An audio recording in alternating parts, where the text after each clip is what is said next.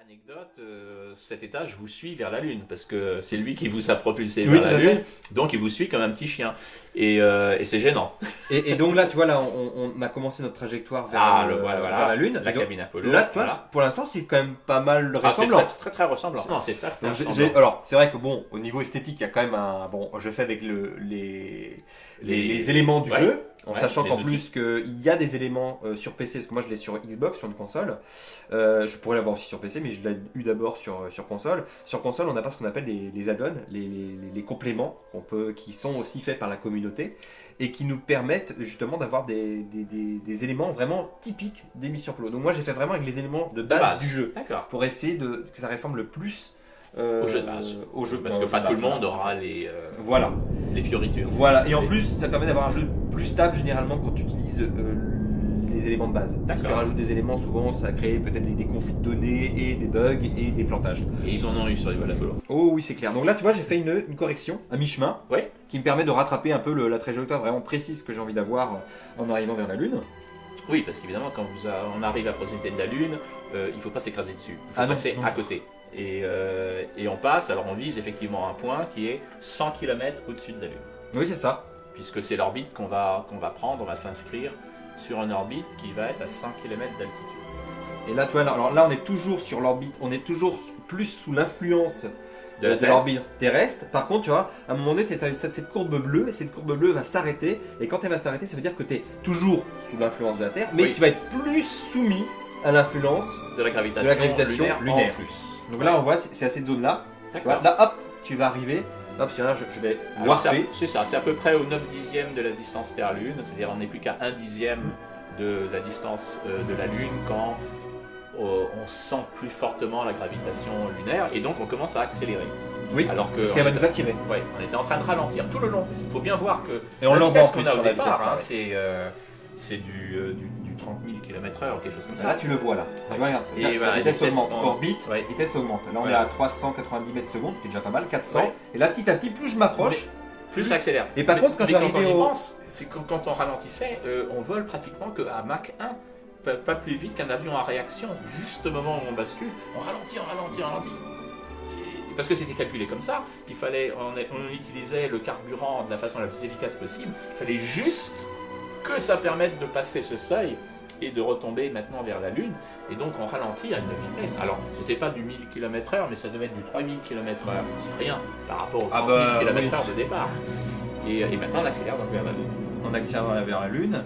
Et alors par contre, arrivé au périgée, c'est l'endroit le plus bas.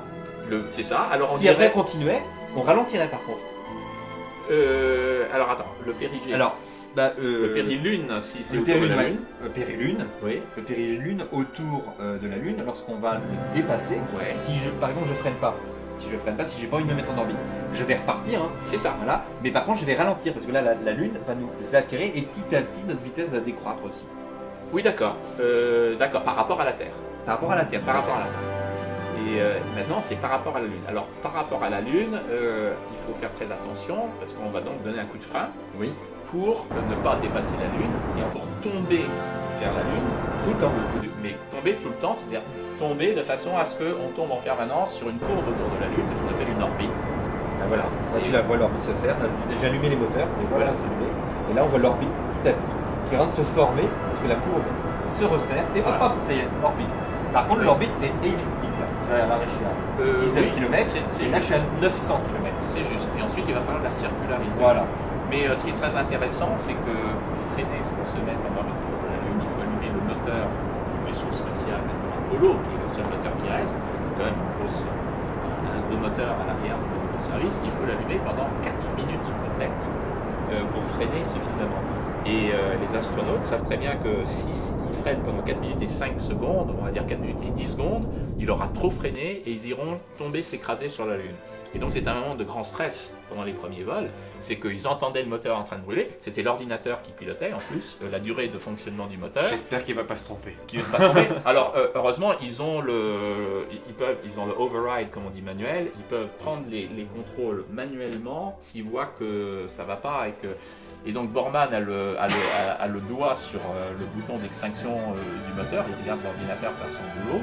4 minutes s'écoulent, 4.01, 4.02, 4.03, il le laisse faire, 4.04, et à 4.05 il dit bon maintenant je vais l'interrompre moi-même et l'ordinateur s'arrête le moteur à 4.05. Et en fait parce qu'il avait calculé l'ordinateur que la poussée était un tout petit peu plus faible que prévu, donc il fallait prolonger de 5 secondes la combustion pour avoir l'orbite désirée. Mais ils n'en menaient pas large les astronautes à bord. Donc là tu vois là on est donc en orbite, tranquillement, et là je vais transférer 2 personnels, parce que j'ai 3 stops d'équipage, 2 personnels dans le LEM. Le LEM se sépare. Tout à fait, et va maintenant alors changer son orbite, parce qu'ils sont en orbite à 100 km d'altitude. Alors ça va se faire en 2 temps, je ne sais pas comment toi tu l'as fait, généralement ça se fait en 2 temps. Je l'ai fait en 2 temps aussi. C'est ça, donc il va alors très bien, donc il descend sur une orbite, le LEM va descendre sur une orbite rasante autour de la Lune. C'est ce que j'ai, tu vas te faire, c'est ce que j'ai fait. 14 km d'altitude. C'est à peu près ce que j'ai fait. Très bien.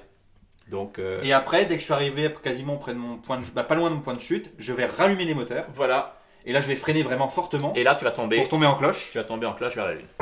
Alors là, dès le début, par contre, ils ouvraient directement, dès quasiment quelques minutes, je crois quelques secondes, quelques minutes après s'être détaché, ils déployaient déjà les. Ils déployaient les pieds. Les pieds. Tout à fait. Ils déploient les pieds. Ils allument le radar de descente. Regarde, là, j'ai allumé les moteurs. Donc là, regarde, tu vois. Regarde. Tu vois, pas plus. Je vais arrêter. Parce que je vais faire comme Apollo 11. Alors là, c'est un gros cratère, mais ça représente un petit peu quand même les mers. Oui, c'est la mer de la Sérénité. Alors eux, c'était tranquillité. Tranquillité pour Apollo 11, c'était tranquillité. Ensuite, ils ont fait l'océan des tempêtes, Apollo 12. Ils ont fait la mer de la Sérénité pour Apollo 17. Oui, c'est ça, c'était pour Apollo 17. La mer de pluie pour Apollo 15, entre les deux. Et puis des hautes terres dans les autres missions, la 14 et la 16. Alors... voilà, donc on arrive. Donc là on est au-dessus de cette mer, on va dire. Ouais. Et donc alors, ce qui est bien avec les mers, c'est que souvent il y a moins de cratères. Oui, il y a une certaine platitude. Donc voilà. Ce sont des grandes couches de basalte assez planes. Et c'est ce que j'ai cherché là aussi. Et là, je rallume. Voilà. Alors là maintenant, c'est terminé, il faut se poser. Ou alors, il y a juste la possibilité d'avorter s'il y a un problème, puisque le LEM comprend 2 étages. L'étage de descente qui brûle en ce moment pour freiner la plateforme, mais à l'étage de remonter pour retourner en orbite lunaire. Donc si jamais les astronautes décèlent un pépin qu'ils ne peuvent pas contrôler, ils avortent la mission, ils rallument, ils se séparent du module en perdition de descente et ils reviennent en orbite. Ils n'auront jamais eu à le faire et aucun ne voulait faire ça parce que ça voulait dire évidemment foirer la mission. Donc même s'il y avait un problème, ils étaient prêts à essayer jusqu'à la dernière seconde de résoudre le problème avant de se poser. Et ils en ont eu des problèmes. D'ailleurs, avec Apollo 11, il y avait une alerte... Il y a une alerte de l'ordinateur, voilà. Tout à fait. L'ordinateur était surchargé de calculs qu'on lui demandait de faire parce qu'il y a eu une erreur. Les astronautes ont laissé 2 radars en marche. Ouais. Le radar de descente qui servait, le radar de remontée qui servait à rien. Et donc qui bombardait l'ordinateur de qu'est-ce que je fais. Donc l'ordinateur était en train de cycler en permanence et il y avait donc en boucle. Et heureusement, les ingénieurs au sol ont dit c'est pas un problème, on continue. Et ils ont juste assez de carburant pour atterrir parce que tout a été voilà l'ombre du LEM. Donc là on s'approche. Attention. Dans les dernières secondes. Alors je vais faire comme arrêter. Au dernier moment, je coupe les moteurs. À peu près 1 mètre. Alors quand vous touchez, oui, exactement. Alors ils le savent parce que ils ont des tiges qui font 3 mètres de long, qui pendouillent des pieds du LEM. Et quand une tige touche le sol lunaire, ça veut dire que vous êtes à 3 mètres du sol. Et là, le commandant de bord appuie immédiatement extinction du moteur. Et s'il le fait tout de suite, s'il a vraiment un très très bon réflexe, ils font une chute libre de 3 mètres de haut, qui n'est pas rien, et ils arrivent assez brutalement. Oui, c'est clair. Même avec la faible gravité lunaire, quand on tombe de... C'est pas Apollo 14 ? Alors, il y a eu Apollo... Alors, est-ce que c'était...